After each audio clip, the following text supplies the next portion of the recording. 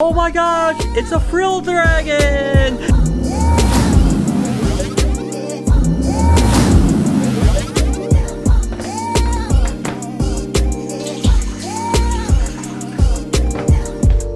Hey, good morning everybody. Welcome to the vlog. And with so many reptile deals, they are always seemingly very sketchy. And what I mean by that is that it's 7 o'clock in the morning right now. I was contacted by a guy last night that had an animal that I was kind of searching for a zoo display next door. Of course, I really would have liked to get this about a month from now, but the fact is that you got to take it when you can get it. It's actually a pretty cool animal, but just like all reptile deals, it was like, you got to meet me at 7:30 in the morning behind this alleyway, behind this convenience store, or whatever the case may be. So I am driving right now about 45 minutes to go meet someone to go do a reptile deal that feels a little bit more like a drug deal because it had to be cash and all kinds of stuff like that. That's the way most of these reptile deals actually go. It's going to be exciting to get this new animal though. I can't wait to show you. Hey, what's up? How's it going, man? All right, man.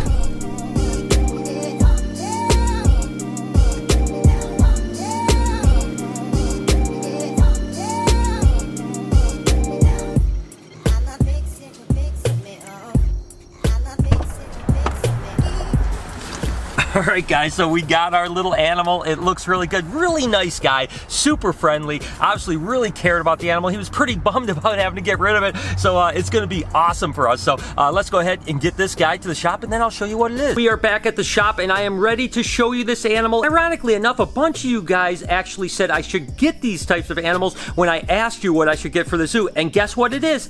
Oh my gosh, it's a Frill Dragon! These guys are so freaking cool. And of course there's Indonesians and then there's Australians. These happen to be the Indonesians. The Australians are pretty rare and pretty costly too, so I wasn't able to find anything like this, but when I was offered this frilly, I thought it was absolutely perfect. And like I had mentioned, I really was hoping to get this probably about a month from now, but when the opportunity came up, I couldn't pass it up. These guys are certainly an arboreal lizard, and you can see those big flaps right there. They actually will puff those out when they feel danger so that they kind of look bigger.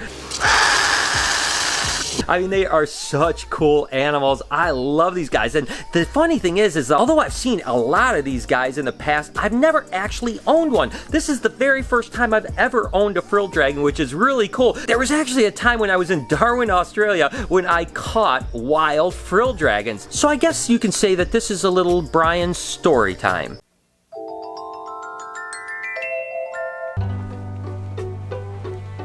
Hi, good morning everybody. Welcome to the neighborhood. What a wonderful day it is today. Are you guys ready for a little story time?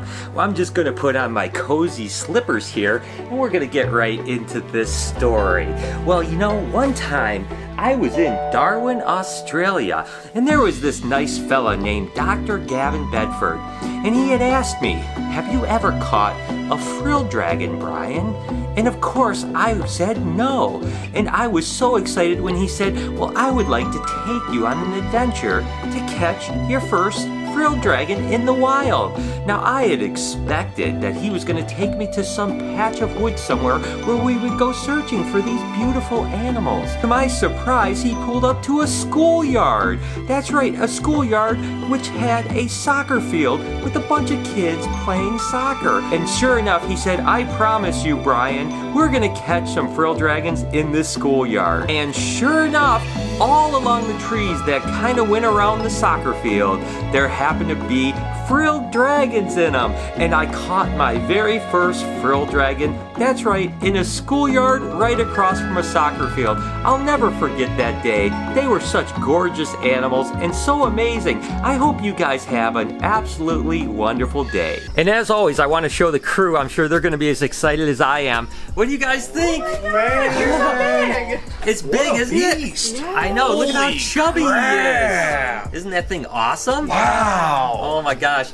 And the thing that's interesting is that the guy that owned it, which is a super cool guy, he actually said that it was mean, and that's really the reason that he was getting rid of it. But look at this thing is far from mean. It is so cute. It's a lot nicer than your guys.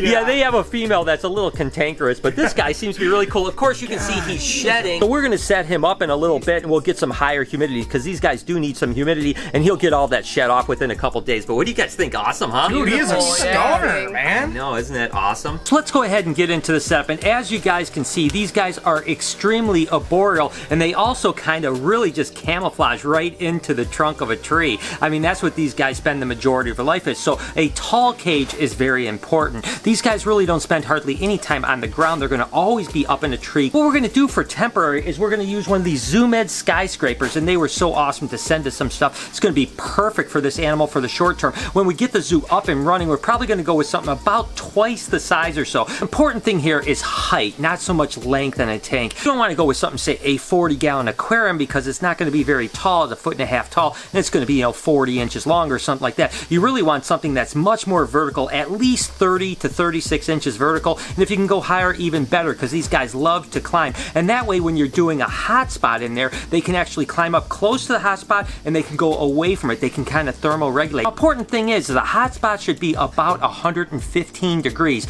So wherever that hot spot is on this branch, you want to make sure it can't get hotter than 115 degrees, because if it gets too hot to a real hot bulb, it could potentially burn. So just keep that in mind. But up here it might be 115 degrees. Down here it might be 90 degrees, which is exactly what we want. So let's go ahead and look at what supplies we have. I'll set this guy aside and we'll get this tank set up. Once again, ZooMed was so nice to send me a bunch of stuff, including these skyscrapers, which I absolutely love. I just think this is a great viewing terrarium here. The size is absolutely perfect, and it's great for arboreal animals. So what we have here is the ZooMed Skyscraper, and you can just see it comes with like a cork background, which is completely fine. That's going to work good for what we want to do. We're going to use their lights, which is a UV light here, which is important. I mean, these guys definitely need UV light, so we're going to use this for the short term. We're also going to use a daylight bulb. Now, I don't know if this is going to be warm enough. We may have to put a spot on here. Once we get it set up, we'll go ahead and check the temperatures with a heat gun, and we're probably going to have to put some kind of a dome light on top. As for bedding, these guys like it humid, about 70% or so. You don't want them to get much lower than that,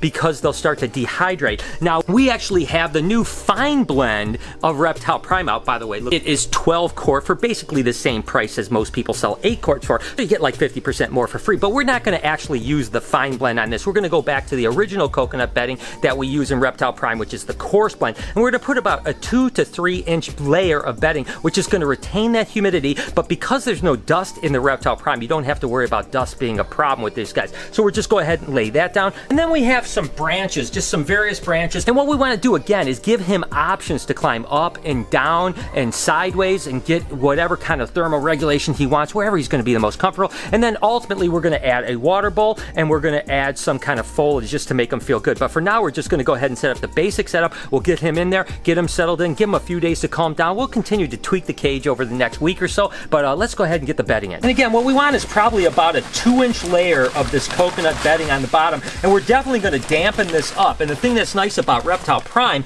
is that it really retains the humidity very well without getting soggy. So again, maybe just a little bit more. It's not going to really matter, because again, these guys spend very little time down on the bedding. That is about perfect. Next up is literally just trying to fit these branches and sticks like that into this cage in a way, again, that gives them several options of climbing and sitting and so like that, because these guys pretty much always stay on the branches. So I'm just going to do my best to fit this in here. See what we've got. I think I'll lay this one right like this.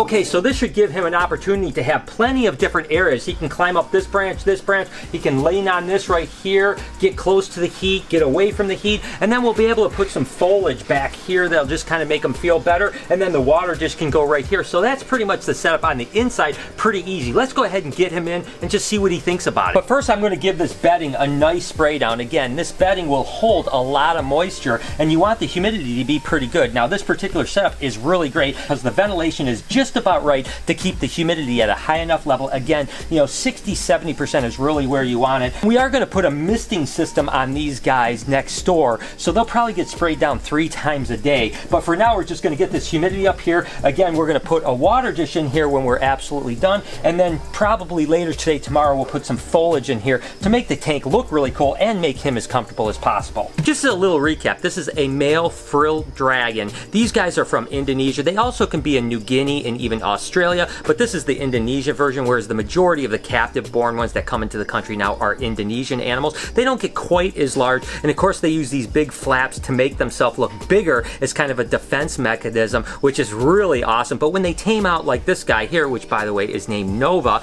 that was what the previous owner named him, and I'm going to go ahead and keep it. I think it's a pretty cool name. They pretty much chill out like this, but every now and then if he gets really defensive, he may blow it up, which would be pretty cool. Hopefully we can catch it on film sometime. So I'm going to go ahead and put him in here, kind of get him in here, and then we have a few little things to button up here, and again we'll put some foliage in here to kind of finish it out. But let's see how he likes this cage. Go ahead, bud. Go ahead, Nova. You can totally see how it's like so camouflaged. I mean, you were just walking in the forest and you just walk right by that animal. It looks like just a piece of bark on a tree, and that's basically their camouflage, which is so awesome. So let's go ahead and just take a look at the lighting really quick, get this on, and then like I said, we're gonna have to tweak it over the next couple days. This isn't the final setup by a long shot, and then again here in another month and a half or 2 months when we move everything next door, he's gonna get even a bigger cage than this. But for now, this is gonna work out awesome. And again, this is just a little Zoom Ed hood that they sent me, a little 10.0 UV light that just screws in here, and then we'll put a little bit of a bulb right here, a daytime bulb. Again, I think that it's not going to be hot enough for this guy, but we're going to go ahead and give this a shot. Once we get this set up, we put it on top, and hey, we're all good to go. By the way, these guys are mainly insectivores. Some people try to feed them fruits and vegetables, but typically they don't. So they're going to eat anything like from crickets, roaches, superworms, all that type of stuff, normal stuff. And we typically are going to dust them with vitamin D, calcium powder, at least 2 or 3 times a week to make sure there's no problems with the metabolic bone disease. Other than that, it's going to be amazing. So I hope that you guys enjoyed coming along on the journey to get my new mascot, Nova, that will be next door. He is amazing. Let me know in the comments what you guys think. And as you're at it, I mean, you guys were the ones that really inspired me to get Nova. What else do you want me to get? And I'll start looking for that for next door too. So there you have it. He's an awesome animal. I have to go to the doctor, get a couple real quick inoculations for my trip to Africa. Home from the doctors, Noah is doing some shake thing. And by the way, guess what? Noah is getting his hair cut tomorrow, right? Yep, it's all going off, baby. He's actually getting it cut short. You're donating it? Yep, I'm gonna donate it. That's awesome. That's good stuff. So let me know in the comments if you think that's good or you think he should keep his long hair. I think he should do whatever he wants, but he's definitely gonna look weird. It's been a long time since he's had short hair. 2016. 2016, so a couple years he's been growing that thing out. Oh yeah, let me tell you a quick story really quick. We don't eat like fast foods. We eat as clean as we possibly can, but today we decided we're gonna go to Five Guys Burgers and Fries, or I was gonna go and pick it up, so I told Lori to text me what her and Noah wanted, and so she texted me she wanted 2 triples and a double. And I thought, oh my gosh, Noah's gonna eat 2 triples? And so I text her, and guess what? Lori's the one that's eating them. I didn't get 2 triples. I got a triple and a double. Okay, a triple and a double burger, and Lori crushed them. So I tell you what, that's what I've got to deal with here. Gains. All right, guys, I'm going to shut it down for the night. I will definitely see you guys tomorrow, and I'll update you on how Noah looks with short hair, which is going to be pretty crazy. I'll also update you on this growing monster here, Phoebe, and all the other things at the shop. You guys have an amazing day. Thank you guys always for tuning in. You guys are absolutely amazing. Do me a couple favors. Hit that like button. Turn those post notifications on. Remember to be kind to someone, and I promise I'm going to see you guys tomorrow.